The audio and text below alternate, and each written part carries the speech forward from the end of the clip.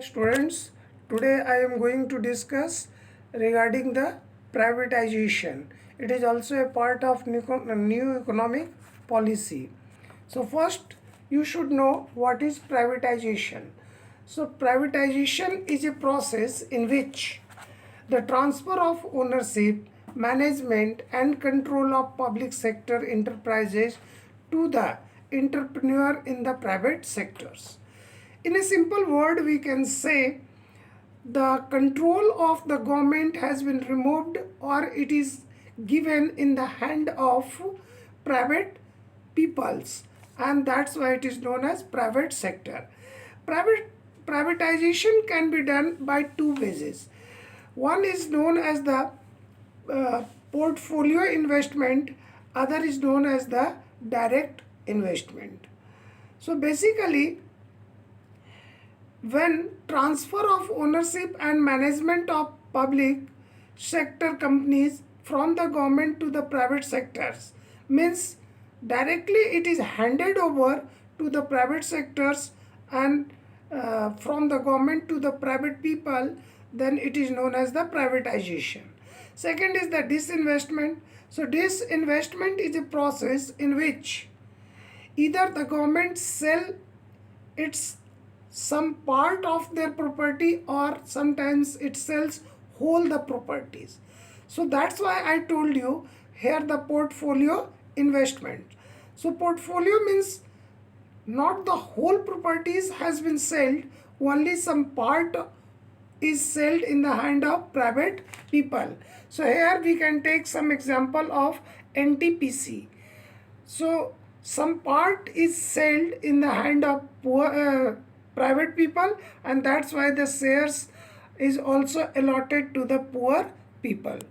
Now come to the positive impact of privatization. Why the government is interested to privatize his own firm or industry or PSU, public sector units.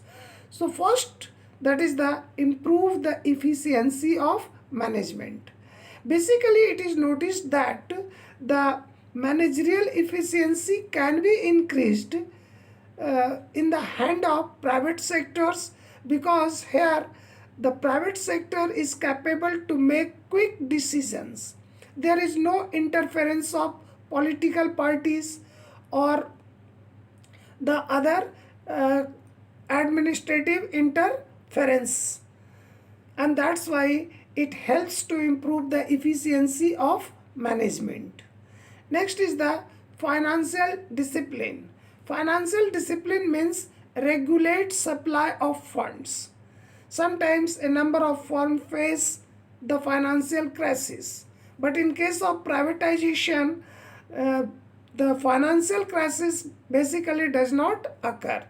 So there were undue delays in sanctioning of funds prior to 1991, and due to that the supply of funds was not regular, and due this reason the privatization is most suitable. Next, reduction in deficit. So deficit means a kind of losses. So privatization reduces the financial burden of the government. In this case, the non-developmental expenditure can be increased in the welfare of the society. So here the government tried to earn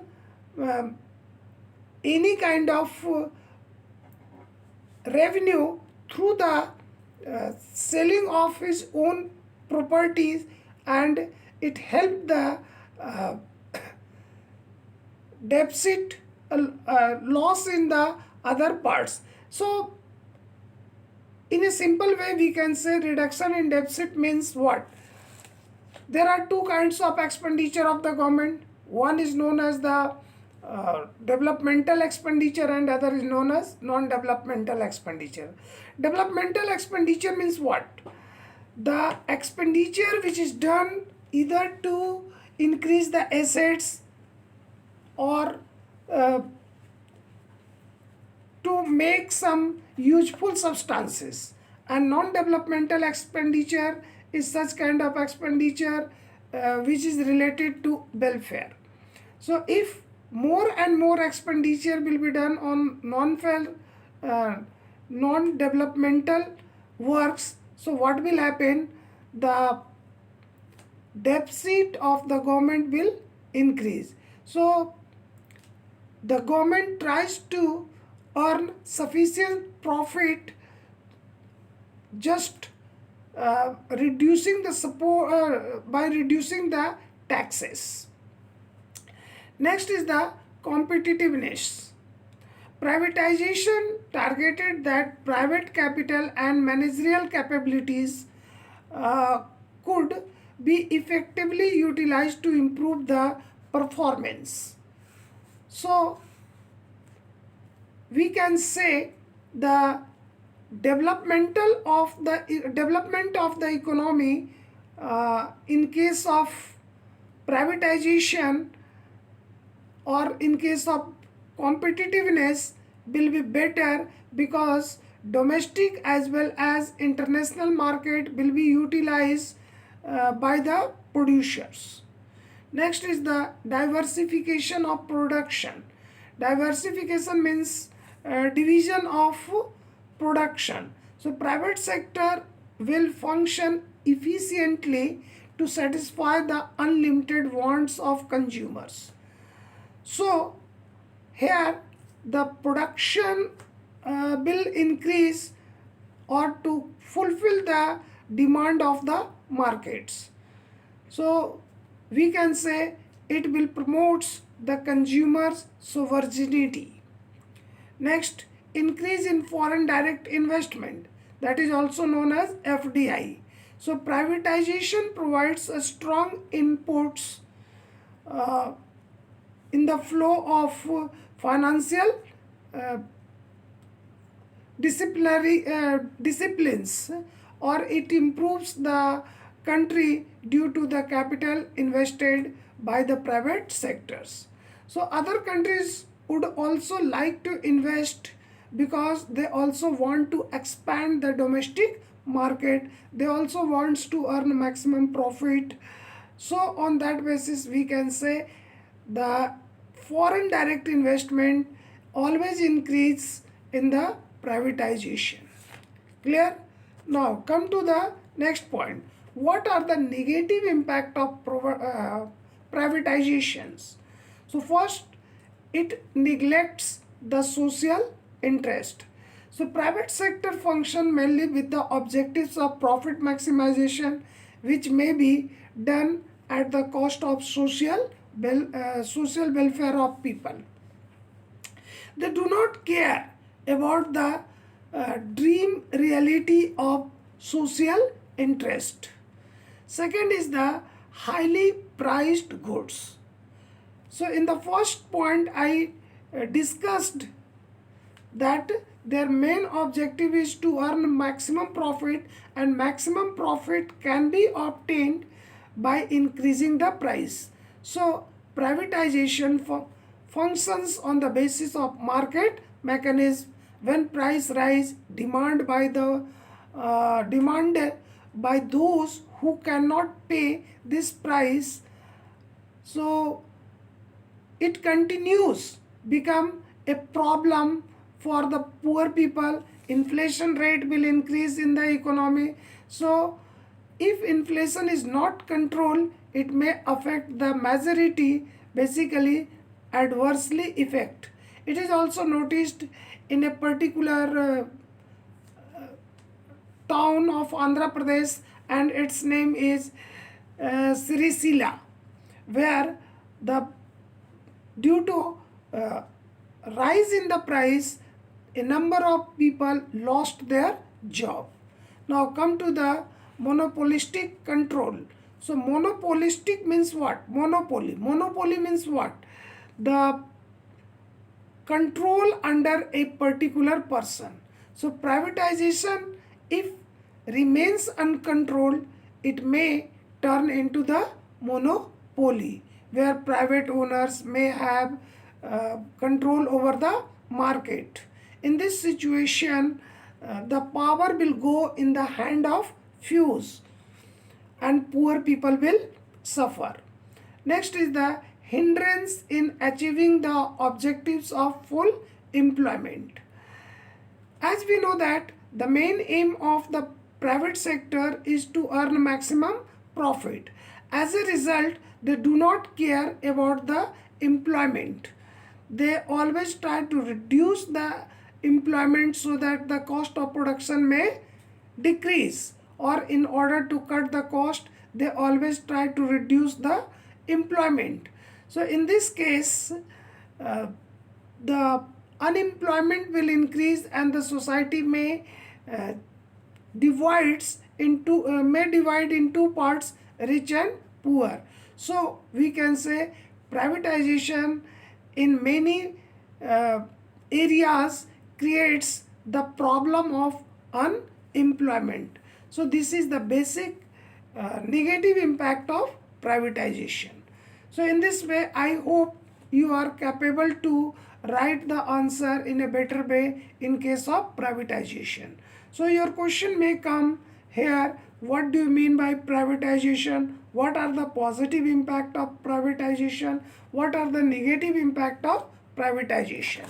Now come to the next point. What do you mean by outsourcing? Outsourcing means the work has been removed from one place to another place. In a simple word, we can say it refers to contracting out some of its activities to third party, which were earlier performed by the organization. So these services includes basically call centers, transcription, clinical advice, teaching, etc. India is emerging as an important destination of outsourcing, it is told. What are the reasons? The reason is that, the basic reason is that revolutionary growth of IT sectors. Here, a number of skilled people are available, but lack of employment opportunities, they are ready to do the work even at low wage rate. Uh, Here, a number of technical colleges are available, and due to that the cheap labors is also available, and that's why the outsourcing is a good source of employment for developing countries like India. Now come to the next point, that is the World Trade Organization. So India is the member of WTO from the first day. WTO was founded in the year 1995. Previously, 1995, there was an organization and its name was GATT, and the full form is General Agreement on Trade and Tariff. So it was established in the year 1948. Previously, only 23 countries were present in GATT, but when the WTO, means World Trade Organization, was established, a number of countries, nearly 107 or 6, are the member of WTO. So the basic function of WTO is, first, it creates a balance between the developed and underdeveloped countries. It also solves the problems related to import or exports. Next, you can say it also helps the developing countries to enter in the market of developed countries. So this is the most important organization, and on that basis here there are two kinds of trade. One is known as bilateral trade and other is known as multilateral trade. So bi means two, so we can define it, it refers to the trade agreements of one country with other. Means bilateral means the trade between the two countries are known as bilateral, and multilateral means more than two. So it refers to the trade agreements of one which many countries of the world, means one country can trade with so many countries at a time, and that is known as multilateral trade. Is it clear? So I hope you are capable to understand in a better way, and you will be able to uh, give the answer or write the answer in a better way. Okay, thank you. In the next video we will discuss about the uh, criticism, achievements of new economic policy. Thank you.